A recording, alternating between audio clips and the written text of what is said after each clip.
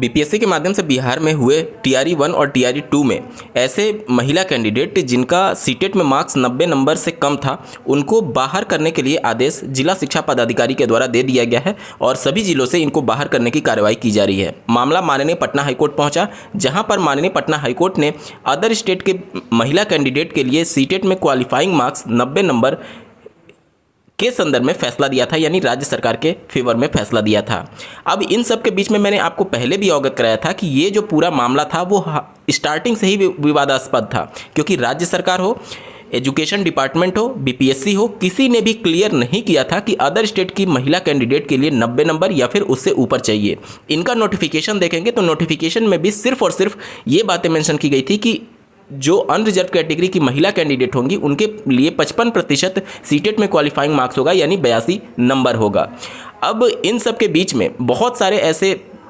लोगों के मन में डाउट आते थे कि अदर स्टेट के लिए तो हमेशा 60% ही चाहिए, यानी 90 नंबर चाहिए। देखिए, अदर स्टेट के मामले को अगर आप अन्य राज्य की वैकेंसी से कंपेयर करेंगे तो निश्चित तौर पर आपको वो चीज़ें लगेंगी, लेकिन बिहार का मामला अलग था। बिहार का मामला इसलिए अलग था क्योंकि बिहार में जो अनरिजर्व कैटेगरी की महिला कैंडिडेट हैं उनके लिए ही 55% निर्धारित किया गया है और अदर स्टेट के लिए अलग से निर्धारित नहीं किया गया। अब अदर स्टेट की जो महिला कैंडिडेट हैं, चूँकि वो अनरिजर्व में ही काउंट होंगी और अनरिजर्व के लिए जो यहाँ पर मेंशन किया गया था वो 55% मेंशन किया गया था। तो चाहे बिहार की महिला हो या फिर अदर स्टेट की महिला हो, दोनों तो अनरिजर्व में ही काउंट हो रही हैं और अनरिजर्व का चूंकि यहाँ पर 55% यानी 82 अंक निर्धारित किया गया था, इसलिए अदर स्टेट की महिला कैंडिडेट जिनका 90 से कम नंबर है वो भी पूरी तरीके से पात्र थी और ये चीज़ें पहले से नोटिफिकेशन में क्लियर आउट नहीं किया गया था। और अब अगर उनको बाहर निकालने की कार्रवाई की जा रही है तो ये सरासर गलत है, क्योंकि आपने नोटिफिकेशन में जो शर्त मेंशन की थी उस शर्त के हिसाब से सारी अदर स्टेट की महिला कैंडिडेट जिनका 90 नंबर से कम अंक है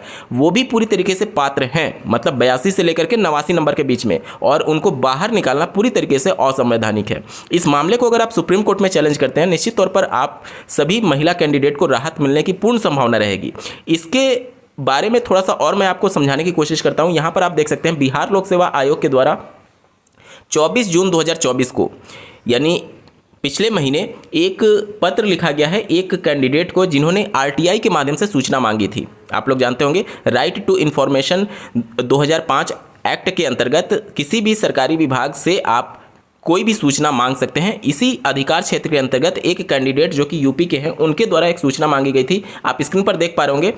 प्रशाखा पदाधिकारी सह लोक सूचना पदाधिकारी बिहार लोक सेवा आयोग के द्वारा ये पत्र लिखा गया है। आप अपने स्क्रीन पर देख सकते हैं, सूचना का अधिकार अधिनियम 2005 के अंतर्गत वांछित सूचना उपलब्ध कराए जाने के संबंध में यहाँ पर यह कहा गया है, उपयुक्त विषयक आपके सूचना आवेदक प्रपत्रक के संदर्भ में निर्देशानुसार सूचित करना है कि दिनांक 19/6/2023 के अंतर्गत प्रकाशित आवश्यक सूचना में किसी राज्य विशेष नहीं अपितु सभी सामान्य कोटि की महिला उम्मीदवारों को 55% अंक के आधार पर सीटेट में उत्तीर्ण माने जाने का वर्णन किया गया है। अब जब आयोग खुद कह रहा है कि हमने किसी राज्य विशेष की बात नहीं की थी, हमने सिर्फ अनरिजर्व कैटेगरी की महिला कैंडिडेट के लिए बात की थी, तो अदर स्टेट की महिला कैंडिडेट भी तो अनरिजर्व सीट पर ही फाइट कर रही हैं और अनरिजर्व में ही काउंट हो रही हैं, तो उनके लिए अलग से कैसे हो जाएगा? जब आपने अदर स्टेट मेंशन नहीं किया वहां पर, या फिर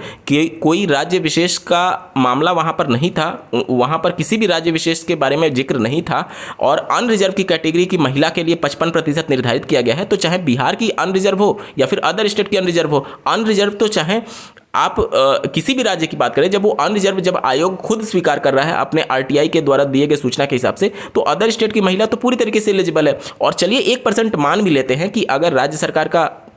यहाँ पर मंशा या फिर आयोग का मंशा अदर स्टेट के संदर्भ में था कि अदर स्टेट के लिए हम 60% रखेंगे, तो ये चीज़ें आपने भ्रम में रखी, और भ्रम का जब भी स्थिति उत्पन्न होता है तो उसका फेवर कैंडिडेट, उसका जो लाभ होता है वो कैंडिडेट के फेवर में जाता है। तो जो कुछ भी राज्यों में, राज्य के जिलों में हो रही है कि अलग अलग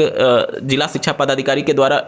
पत्र जारी करके इन सभी महिला कैंडिडेट को निकाला जा रहा है, वो पूरी तरीके से गलत है, क्योंकि आपके नोटिफिकेशन में ही स्पष्टीकरण नहीं था। अब आयोग आरटीआई के माध्यम से खुद सूचना दे रहा है कि वहाँ पर किसी राज्य विशेष के लिए मेंशन नहीं किया गया था, बल्कि केवल सामान्य कोटि के महिला उम्मीदवारों का जिक्र किया गया था 55%। तो जब अदर स्टेट की महिला सामान्य में ही आ रही है हैं तो उनके लिए कैसे ये क्लियर आउट होगा कि उनको 60% चाहिए था। उनके लिए भी 55% ही सीटेट में क्वालिफाइंग मार्क्स है आयोग के द्वारा दिए गए इस सूचना के अनुसार। तो जो भी महिला कैंडिडेट जिनको बाहर करने के लिए कार्रवाई की जा रही है या फिर कर दिया गया है, आपके पास खोने के लिए कुछ नहीं है, लेकिन पाने के लिए आपके पास बहुत कुछ है। तो आप सभी माननीय सुप्रीम कोर्ट का दरवाजा खटखटा सकते हैं। आरटीआई आप लोग सभी लोग लगाइए बीपीएससी के माध्यम से, बीपीएससी के द्वारा जो सूचना जारी की गई, क्योंकि ये जो नोटिफिकेशन जारी हुआ था वो बीपीएससी के द्वारा जारी किया गया था, और ये जो आरटीआई से सूचना मिल रही है निश्चित तौर पर बहुत बड़ा आपके लिए हथियार हो सकता है और निश्चित तौर पर आपके केस को बहुत ज़्यादा मजबूत कर सकता है। क्योंकि आयोग जिसने नोटिफिकेशन निकाला वो खुद कह रहा है कि वहाँ पर किसी राज्य विशेष की जिक्र नहीं किया गया था, बल्कि महिला उम्मीदवारों के सामान्य कोटि के लिए 55% सामान्य कोटि के लिए सीटेट में मार्क्स निर्धारित किया गया था। तो अदर स्टेट की महिला कैंडिडेट भी सामान्य में आ रही हैं और उस हिसाब से वो पूरी तरीके से एलिजिबल हैं। इस वीडियो को देखने के लिए आपका बहुत बहुत धन्यवाद। भगवान करे आपका दिन शुभ हो।